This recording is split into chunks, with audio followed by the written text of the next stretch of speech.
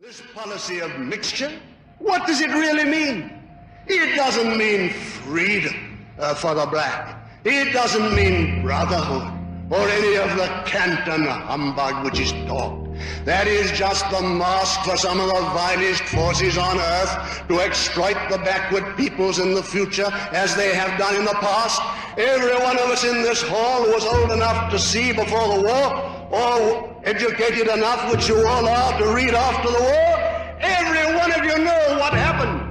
How the financial forces in the 30s went into these backward countries, into India within the empire, into Hong Kong, into Japan, into China, and exploited these backward peoples to produce cheap, sweaty goods which ruined the great industries of Britain and of Europe, which put Lancashire out of business in the cotton trade, Yorkshire out of business in the woolen trade.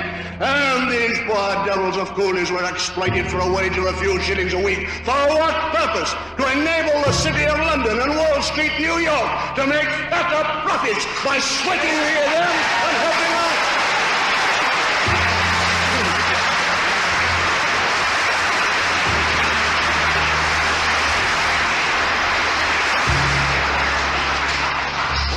That is why it was done. That was the whole purpose. And with what result? China thrown into the arms of communism. The largest population in the world simply passed as a present to communism.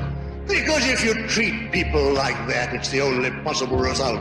If there's no one to save them, no one to help them, and they've simply been ground into poverty and sweating and exploitation, what can you expect except they go communist as they did? And India going in the same direction too. One of our own empire countries in the past, thrown in that direction and traveling that way. And all these countries which have been exploited, thrown and tossed aside by finance, and now becoming the victims of communism. So finance seeks fresh fields of exploitation. Where do they turn? When the old people are exhausted.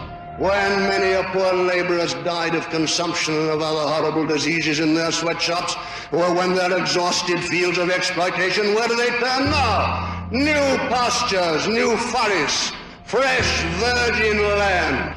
Utterly ignorant people, savage people, no trade union protection, absolutely nothing, no one to look after them. And then you erect a Union Jack or another flag of Europe, and under that flag you allow these things to happen as we have done in the past. And those poor devils that have been sweated and exploited in Africa, like the other poor devils in China, India and Japan, a great new field for sweatshops to be opened up, so that these new industries which we're creating in Britain today will be destroyed as the old industries were. Simplified, rationalized machinery with a few white surveyors, and then the masses of cheap colored labor torn off the land and taken into the sweatshops to work and labor and cough their guts out with tuberculosis until they too are thrown on the scrap heap of the sweatshops. Is that worthy of Britain? Is that to be the future of Europe?